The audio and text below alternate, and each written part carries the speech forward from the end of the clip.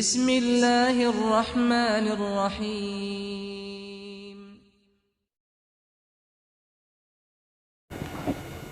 بسم اللہ الرحمن الرحیم۔ سامعین محترم، آپ دیکھ رہے ہیں MSR میڈیا اور میں ہوں آپ کا میزبان سیف الرحمن۔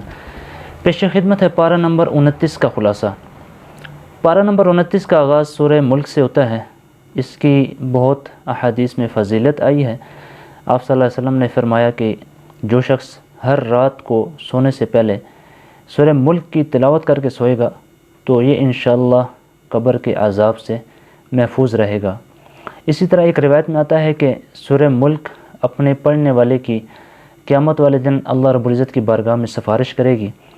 اور یہاں تک کہ جھگڑے گی کہ اے اللہ، یا تو اس بندے کو معاف کر دے، مغفرت فرما دے، یا مجھے جو ہے قرآن سے نکال دے۔ اللہ رب العزت فرمائیں گے کہ میں قرآن سے تو نہیں نکال سکتا، اس پڑھنے والے کی مغفرت کر دوں گا۔ بہت بڑی فضیلت ہے، عذاب قبر سے بچانے والی ہے۔ اور اس کے بعد جو ہے اس سورہ مبارکہ کے اندر اللہ رب العزت نے یہ بتایا کہ حقیقی جو بادشاہی ہے زمین و آسمان میں، وہ صرف اور صرف اللہ رب العزت کی بادشاہی ہے۔ اپنی وحدانیت پر اللہ رب العزت نے دلائل دیے ہیں، اور قیامت کو نہ ماننے والوں کا جو انجام ہے اس کو بیان کیا ہے، اور یہ بھی بیان کیا ہے کہ قیامت والے دن جو لوگ قیامت کا انکار کرتے تھے، آخرت کا انکار کرتے تھے، حشر کا انکار کرتے تھے، تو قیامت والے دن جب ان کو عذاب ہوگا، جہنم کا عذاب دیکھیں گے جہنمیوں کا، تو ان کے چہرے بگڑ جائیں گے، اور ان سے کہا جائے گا کہ یہی ہے وہ یوم جزا جس کا تم انکار کرتے تھے، جس کو تم جھٹلاتے تھے۔ سورہ قلم جو ہے وہ اللہ رب العزت نے قلم کی قسم کھائی ہے، اور روایت میں آتا ہے کہ سب سے پہلے اللہ رب العزت نے قلم کو پیدا کیا اور قلم کو کہا کہ لوگوں کی تقدیریں لکھو۔ اس کے بعد مشرکین مکہ، کفار مکہ جو ہے وہ آپ صلی اللہ علیہ وسلم کو نعوذ باللہ مجنون کہا کرتے تھے۔ ان کی جو ہے وہ تردید ہے کہ آپ صلی اللہ علیہ وسلم کے اخلاق جو ہے وہ بہت اعلیٰ ہیں، آپ جو ہے وہ مجنون نہیں ہیں، اللہ رب العزت کی طرف سے بھیجے گئے پیغمبر ہیں۔ حضرت عائشہ صدیقہ رضی اللہ تعالیٰ عنہ سے ایک مرتبہ سوال کیا گیا کہ آپ صلی اللہ علیہ وسلم کے اخلاق کیا ہیں، تو آپ نے فرمایا کہ کان خلقہ القرآن، کہ آپ صلی اللہ علیہ وسلم کے اخلاق جو ہیں وہ قرآن ہے۔ قرآن پورے کا پورا جو ہے آپ صلی اللہ علیہ وسلم کے اخلاق ہیں۔ اس کے بعد اصحاب الجنہ، یعنی ان کا قصہ ہے کہ یہ یمن میں ایک باغ تھا، اس باغ کا مالک جو ہے وہ اس کی جو پیداوار تھی، آمدن تھی، اس سے جو ہے وہ غریبوں، مساکین، فقراء پر جو ہے وہ خرچ کرتا تھا، مسکینوں کو کھانا کھلاتا تھا، صدقہ خیرات کرتا تھا۔ جب اس کا انتقال ہو گیا تو اس کے جو میراث میں اس کی جو ہے نا کیا نام ہے اولاد تھی، ان کی جو ہے نا وہ میراث تقسیم ہوگی اس میں، تو انہوں نے جو ہے اس کا جو آمدن کا جو حصہ تھا غریبوں کو دینا بند کر دیا، فقراء کو دینا بند کر دیا، مساکین کو کھانا کھلانا بند کر دیا۔ تو اللہ رب العزت نے جو ہے ان کا یہ جو مال تھا، یہ جو باغ تھا، اس کو ہلاک کر دیا۔ تو اس کے واقعے کو بیان کیا گیا ہے۔ اس واقعے میں ان لوگوں کے لیے عبرت ہے کہ جو مالدار ہونے کے باوجود بخل سے کام لیتے ہیں، وہ ان کا گمان یہ ہو کہ اس مال سے صرف ہم ہی فائدہ ہو، ہمارے مال سے کوئی اور فائدہ نہ اٹھا لے، یہ بہت غلط سوچ ہے۔ لہٰذا اپنے جو ہے وہ مال میں سے غریبوں کا حصہ نکالنا چاہیے، فقراء کا حصہ نکالنا چاہیے، مساکین کا حصہ نکالنا چاہیے۔ پھر اس جو اللہ کے راستے میں انسان خرچ کرتا ہے تو اس میں بھی جو ہے نا اپنے جو قریبی ان کے رشتہ دار ہیں ان پر خرچ کیا جائے، بھائی ہیں، بہنیں ہیں، عزیز و اقارب میں سے جو غریب، مساکین، فقراء ہیں، سفید پوش لوگ ہیں، ان پر خرچ کیا جائے تو ڈبل ثواب ملتا ہے، ایک اللہ کے راستے میں خرچ کرنے کا،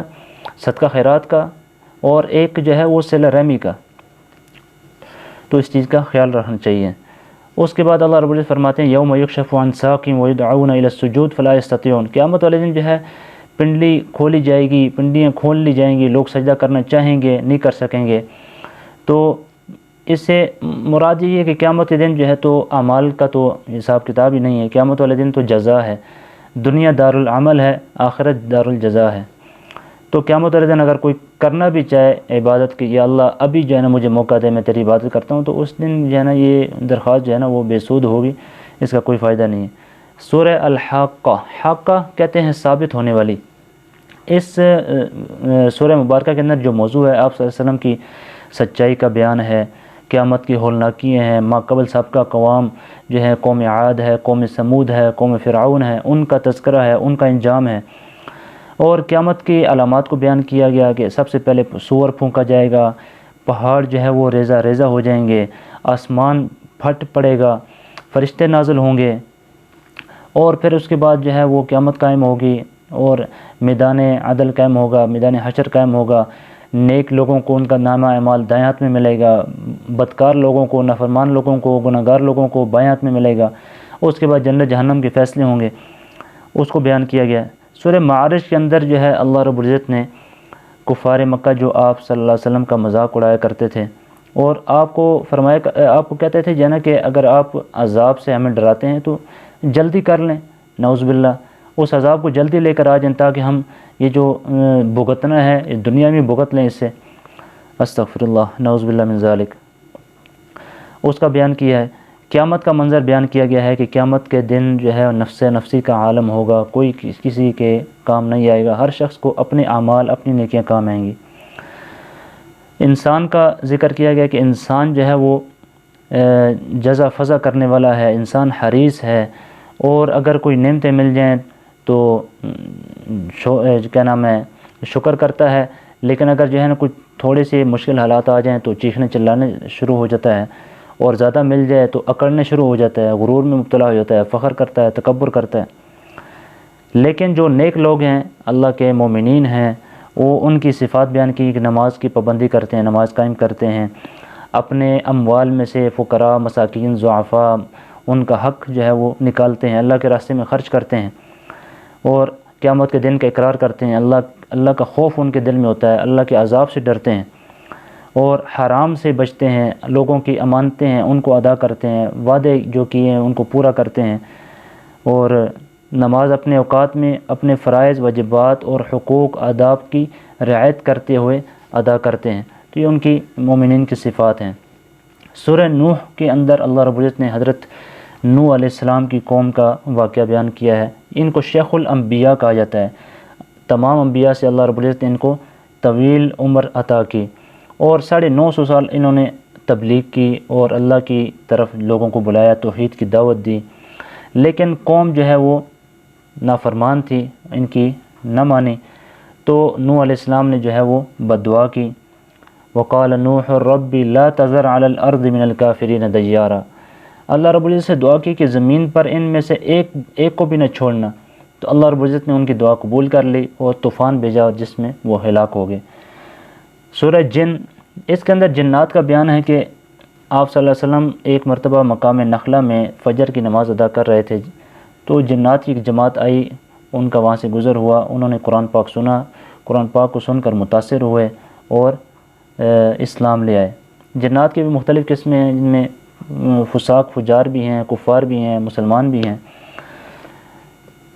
سورہ مزمل کے اندر اللہ رب العزت نے آپ صلی اللہ علیہ وسلم کا جو اللہ کی طرف رجوع تھا، اللہ کی طرف جو ہے تبتل تھا، متوجہ ہونا تھا، اس کو بیان کیا ہے کہ آپ کی عبادات کیسی تھی، طاعات، قیام، نمازیں، تہجد، تلاوت، ذکر، اذکار، تو اس کو جو ہے نا اللہ رب العزت نے اس صورت میں بیان کیا ہے۔ اور قیام اللیل، تہجد کی بہت فضیلت جو ہے وہ حدیث میں آئی ہے کہ فرض نماز کے بعد سب سے جو اہم جو ہے درجہ ہے نمازوں میں وہ تہجد کی نماز کا ہے، اور اس وقت اللہ رب العزت کی خصوصی توجہ بندوں پر متوجہ ہوتی ہے۔ اللہ رب العزت آسمان دنیا پر تشریف لا کر جو ہے وہ اعلان فرماتے ہیں کہ ہے کوئی مانگنے والا میں اسے عطا کروں، ہے کوئی بخشش طلب کرنے والا اس کو معاف کروں۔ تو قیام اللیل کی بہت فضیلت ہے، تہجد کے اندر اٹھنے کا اہتمام کرنا چاہیے۔ سورہ مدثر کے اندر آپ صلی اللہ علیہ وسلم کو جو ہے وہ کفار مکہ، مشرکین مکہ کی تکلیفوں، ایذاؤں پر صبر کرنے کا حکم دیا گیا ہے، اور ولید بن مغیرہ جو کہ بہت متکبر شخص تھا اور جس نے جو ہے نا نعوذ باللہ قرآن کو سحر اور جادو جو ہے وہ کہا کرتا تھا، اس کی جو ہے وہ مذمت ہے۔ پھر فرمائے کہ جہنم جو ہے وہ مصیبتوں میں سے بڑی مصیبتوں میں سے بھی ایک بڑی مصیبت ہے، لہٰذا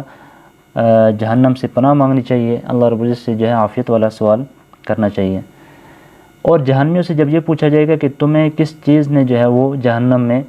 لایا، تو وہ یہ کہیں گے کہ ہم لم نکو من المصلین۔ جب ان سے سوال ہوگا ما سلککم فی سقر، سقر ایک جہنم کے اندر ایک وادی ہے جہاں پر جو ہے نا یہ لوگ ہوں گے، وہ فرمائیں گے، وہ کہیں گے جو ہے نا کہ قالوا لم نکو من المصلین، کہ ہم نماز نہیں پڑھتے تھے، ولم نکو نطعم المسکین، ہم مساکین کو کھانا نہیں کھلاتے تھے، وکننا نخوض مع الخائضین، ہم گمراہ لوگوں کے ساتھ جو ہے ان کی حمایت کرتے تھے، وکننا نکذب بیوم الدین، اور ہم قیامت کا انکار کرتے تھے، لہٰذا آج وہی دن جو ہے ہمیں ان اعمال کی سزا کے طور پر جو ہے وہ جہنم میں جلنا پڑ رہا ہے۔ اللہم احفظنا من، اللہ ہم سب کی حفاظت فرمائے۔ سورہ قیامہ کے اندر اللہ رب العزت نے مرنے کے بعد جو زندگی ہے، بعث بعد الموت ہے، اس کو بیان کیا ہے، قیامت کے ہولناکیاں، قیامت کے مصائب، قیامت کے عذاب شدائد کو بیان کیا ہے۔ اور اس کے اندر اللہ رب العزت نے جو ہے وہ ایک انسان کو اپنی قدرت کا جو ہے نا شاہکار بتایا ہے کہ انسان جو ہے نا اپنے رب کو پہچاننے میں صرف اپنی انگلی کی پوروں کو دیکھ لے، کہ یہ جو انگلی کی پورے ہیں یہ پوری کائنات کے اندر کسی انسان کے دوسرے انسان کے ساتھ نہیں ملتے،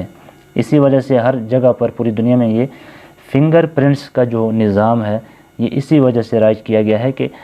اس سے جو ہے نا انسان کی شناخت ہو جاتی ہے۔ تو یہ کیسا اللہ رب العزت کا جو ہے نا وہ ایک نظام ہے کہ پوری دنیا میں پوری کائنات میں کتنے انسان ہیں، لیکن کسی انسان کے یہ جو فنگر پرنٹس ہیں یہ دوسرے شخص سے نہیں ملتے، میچ نہیں کرتے۔ تو یہ بھی اللہ رب العزت کی وحدانیت کی، اللہ رب العزت کی قدرت کی ایک دلیل ہے، سمجھنے والے کے لیے اتنا ہی کافی ہے۔ نیک لوگوں بدبخت لوگوں کا ذکر کیا ہے اور ان کا انجام بیان کیا ہے۔ نیک لوگ جو ہے نعمتوں میں ہوں گے، بدکار جو ہے وہ عذاب میں ہوں گے، تکلیف میں ہوں گے۔ سورہ انسان، سورہ دہر، اس کے اندر اللہ رب العزت نے انسان کی تخلیق کی مختلف مراحل کو بیان کیا، انسان کو مشقت میں ہم نے پیدا کیا، کتنے مراحل سے گزر کر جو ہے انسان کو پیدا کیا، اور اس کا سارا جو ہے وہ حالات جو ہے نا بیان کیے۔ پھر جو نیک لوگ ہیں، شکر گزار ہیں، ان کا جو ہے نا بیان کیا کہ وہ اللہ رب العزت کی نعمتوں کا شکر ادا کرتے ہیں۔ جو بدکار لوگ ہیں، گناہ گار لوگ ہیں، نہ شکرے ہیں، وہ اللہ کی جو ہے نا وہ نعمتوں کی پرواہ نہیں کرتے اور نہ شکری کرتے ہیں۔ سورہ مرسلات کے اندر اللہ رب العزت نے جو ہے وہ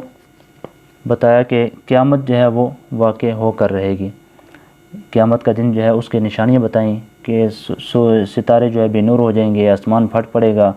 پہاڑ ریزہ ریزہ ہو جائیں گے، یوم الفصل جو ہے وہ قائم ہوگا۔ یہ فیصلے کا دن ہے کہ اس دن جو ہے اللہ رب العزت جو ہے تمام مخلوق درمیان فیصلہ فرمائیں گے اور رسولوں کو اپنے مقررہ وقت پر لایا جائے گا۔ اور اس سورہ مبارکہ کے اندر ویل یومئذ للمکذبین، جھٹلانے والوں کے لیے اس دن ہلاکت ہی ہلاکت ہے، تباہی ہی تباہی ہے۔ اس آیت مبارکہ کو تقریباً 10 مرتبہ جو ہے وہ بیان کیا گیا ہے، اس وجہ سے کہ لوگوں کے دلوں میں قیامت کا خوف بیٹھ جائے، اللہ کا خوف تقوی بیٹھ جائے، اور جو جھٹلانے والے ہیں وہ جھٹلانے سے باز آ جائیں۔ بار بار اس کو جو ہے نا روب دلانے کے لیے، خوف دلانے کے لیے اللہ رب العزت نے بیان کیا کہ ویل یومئذ للمکذبین، اس دن کو جھٹلانے والوں کے لیے ہلاکت ہی ہلاکت ہے، تباہی ہی تباہی ہے۔ لہذا اللہ رب العزت سے دعا ہے کہ اللہ رب العزت ہمیں جو ہے وہ اپنے حفظ و امان میں رکھیں، زندگی دے تو ایمان والی زندگی، موت دے تو ایمان والی، سعادت والی، شہادت والی، اپنی رضا والی موت دے۔ وآخر دعوانا ان الحمد للہ رب العالمین۔